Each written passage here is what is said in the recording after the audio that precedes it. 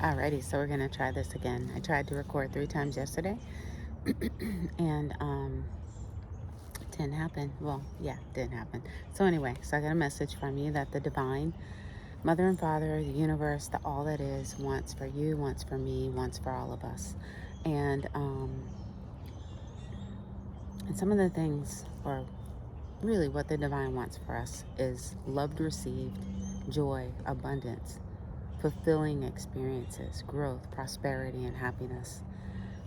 Wants for us to have wonder in our lives. These are the goals, right? To have experience wonder, successful, love-filled relationships, freedom of time, freedom of resources, freedom of experiences, freedom of expression, freedom to create, freedom of creativity. So we are all creators. We create with our minds, we create with our words, we create with our emotions, we create with our hands. And if you're a woman, you create with your womb. So why would the divine then not want us to create our dream life? That doesn't even make any sense, yet that's what's taught to us in society, through religion, through our government, through societal norms.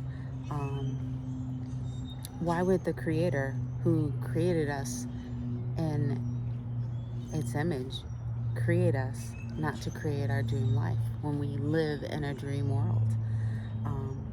Why would we not have our dream career, our dream home, our dream relationship, our dream family, our dream whatever, right?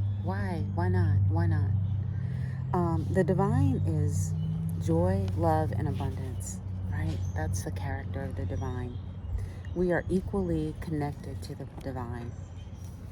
Just some of us realize our connection and have planted our acorns and grown oak trees. Some have grown forests, and we all have the same connections. We all have the same ability to connect to the divine. And what I mean by the acorn, like an acorn grows into an oak tree, right? That produces millions over a lifetime of acorns, right? That can all grow into an oak tree that will produce millions of acorns over time. And that is the same connection that we have. We're like an acorn, or we are the holder of many acorns, that we have that much access of to abundance, to connection to the divine. And some uh, people, while they're here, tap into that connection, tap into those possibilities, those infinite possibilities, and do great things in their lives. And some do great things in many areas in their lives, and some even achieve a level of enlightenment, which the divine wants all of us to achieve. And we all come with that same accessibility to it. um, we are here to help each other awaken and to grow our trees, and to grow our seeds into trees, vineyards, or forests of abundance, of love, of prosperity, of joy, of adventure, of beauty. Um, why do you think the divine created such beauty on the planet for us to inhabit if it's not part of our eternal journey, right? Um, to experience the beauty. And we're only here for a fraction of our eternal journey. Like, we don't dissipate into nothingness once we have passed on from this existence. We continue on to a different one. And and we're meant to enjoy this life. We're meant to enjoy the abundance that is here. It's beautiful because we're meant to experience its beauty. We're meant to stand in the showers of the beautiful waterfalls, the living waters. We're meant to experience the beauty of sunrises and sunsets at the beach, at the mountaintops. I had a coworker this week. Um, we had a meeting Sunday morning, and she went to the beach to see the sunrise before she came to the meeting. And and that was the first time she saw a sunrise at the beach. And she's like, oh my God, everyone needs to experience this. Everyone should make it to the beach for sunrise, and I just thought, wow, I'm so blessed. I've done that so many times, seen it so many times at the beach, so many times at the mountaintops. Do I need to do it more? I do need to do it more, because every time you do it, it's that same awe feeling, that same connection with such a powerful, beautiful, wonderful creator. And to be a part of that oneness is amazing, right? We are meant to be able to go outside and to listen to the beautiful healing sound of the songbirds singing. Like, can you hear the birds singing behind me? It's beautiful. Before I started recording, there were mourning doves singing together. There was an oriole singing, and the tree behind me. And and still there's plenty of other birds singing around me. Like, it's absolutely beautiful. And there's been scientific research that even just 5 minutes a day of listening to birds sing help our emotional state. It helps relieve anxiety. um, you know and you just gotta wonder, like, if that's the case, why are they trying to cut down all of America and build parking lots? You gotta wonder. Um, but we are meant to hear the way the wind blows through the forest in the fall, and how it sounds like a rainstorm, or how when you walk through the forest in the rain, the trees help keep you dry. But when you walk through the forest in the fog, you get soaking wet. The trees drip with water when it's foggy out. We're meant to experience life, to lay on the ground and to feel the heartbeat of Mother Gaia, to sync with ourselves, to get grounded. We're taught so much through capitalism, through religion even, that we're not good enough.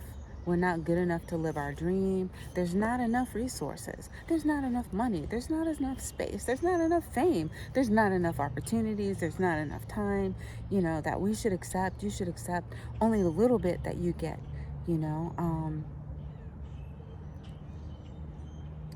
The very wealthy and the governments that control say that we only deserve, those who control resources, right? They say, oh, there's not enough. There's only a little bit. We got to ration it. We got it all up here. We got to keep this, and we got to ration it down to you guys, right? You don't deserve enough time to enjoy your family. You don't deserve enough time and health to enjoy your life, to enjoy your health while you're young, to enjoy your children. There's not enough time, for you to travel and to explore, time to love freely. No, don't squander your life trying to enjoy it. Work hard. Work. And I'm not saying anything about people shouldn't work.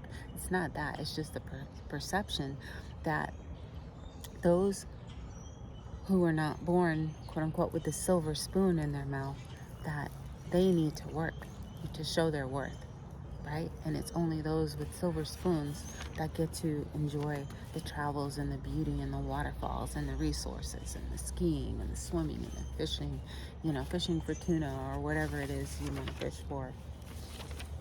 But that is not from the divine. That's not the divine's heart. That's not the divine's plan, and that's not our birthright. We are all born with the right to enjoy this beautiful, abundant, overflowing, luscious, full of life planet. But we're told, get in line, follow the rules, made for the working class, right? For the poor class, for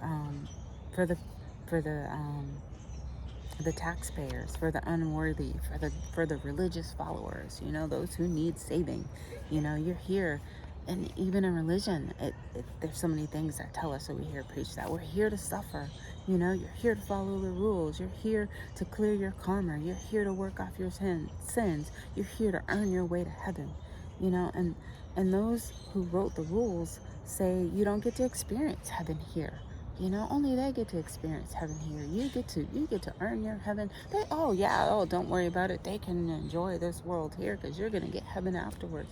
Well, how about the divine created it that we can have heaven here and we can still have heaven afterwards, right? Because we are part of the eternal source. We are part of the divine. We are made from the divine. We are a piece, a fractal of the divine, and we all deserve to reflect and experience the beauty of divine that the divine created for us. We're not here to suffer. Through suffering, we can learn many things, right? But we are not, suffering is not the purpose of being here. It is not from the divine that this is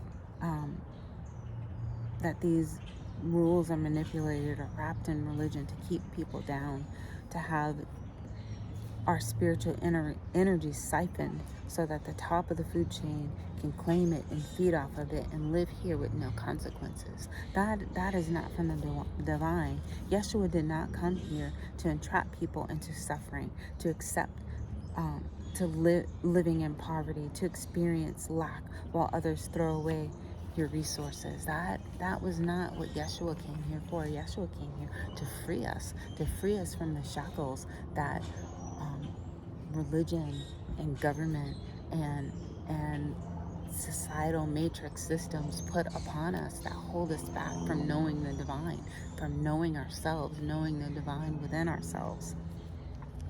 Religion says, be grateful for your lack. The divine says, be grateful for the abundance that is your birthright. Religion says, suffering proves you are worthy. The divine says, expect everything to work out for you, to benefit you, because you are worthy. Religion says you were born into sin and so you suffer. The divine says that you are made in the image of the divine and so you rise, so you prosper, so you grow, and so you shine.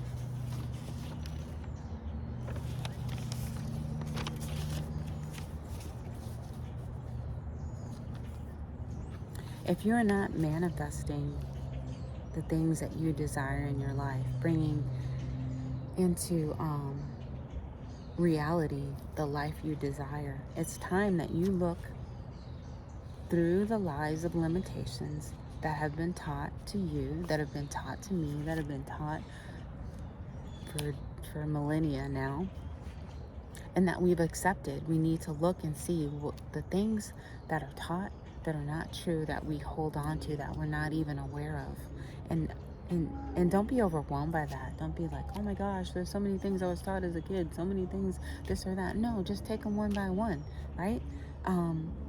It's not really that big a deal. I mean, it impacts us in a big way, but it's not overwhelming. You just take one as they come up, and you acknowledge that, okay, I'm not where I want to be in life. So what are the things in myself that are hindering me? What are the blocks, the mental and emotional blocks that I have that are holding me back?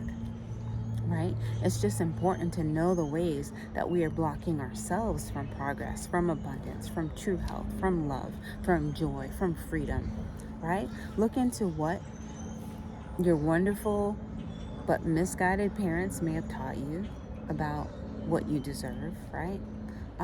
What your concept about the Bible or other religion or doctrines have taught you about what you do or don't deserve, right? When you see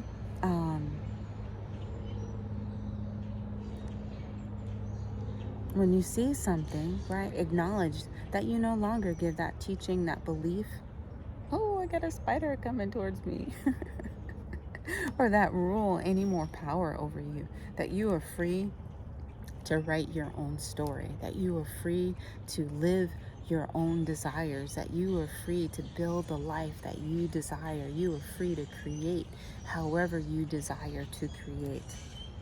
And that the universe loves you, the universe is in you, and the universe will rearrange life around what you desire and what you believe you are worthy of. So you are here to shine bright. You are here to experience a wonderful life. You are here to live in your power, because you have the power to allow any challenge to manifest joy and abundance in your life. You are here to live a wonderful life. You are here to experience your wonderful life. You are here to help others experience theirs. We are not here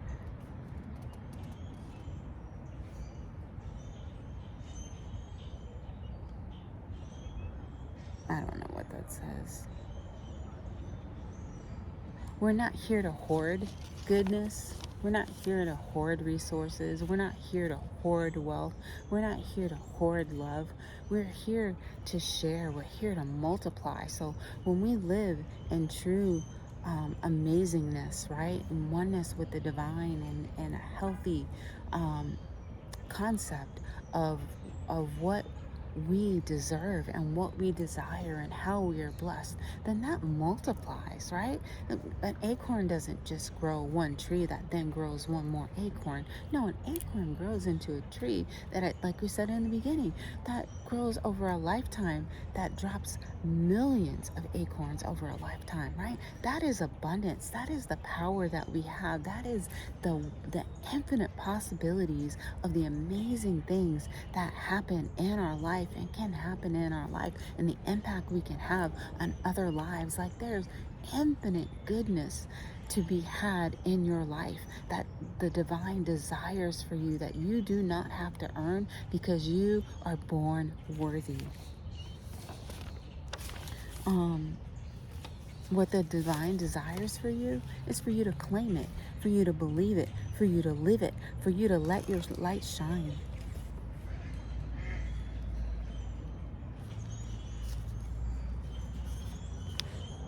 For you to shine through the cracks from the challenges in your life, to allow the mosaic of the struggles and the challenges to reflect the beauty that is within you. Sometimes those happen so that the light can shine. Those aren't badges for us to hide and to fear and to be scared and to be in honor. Those are cracks that allow light to shine through. Let the light shine through you so bright that other people need to wear sunglasses. Let the light of the divine shine beautifully in your life. And I am done, and someone's coming with a camera taking pictures of the birds. He's got a seriously nice camera. But that is what the divine desires for us, to shine bright, right? To be our fullest self, to let your fullest magic show. Who cares what people think? Who cares what people think? Who says their opinion's right?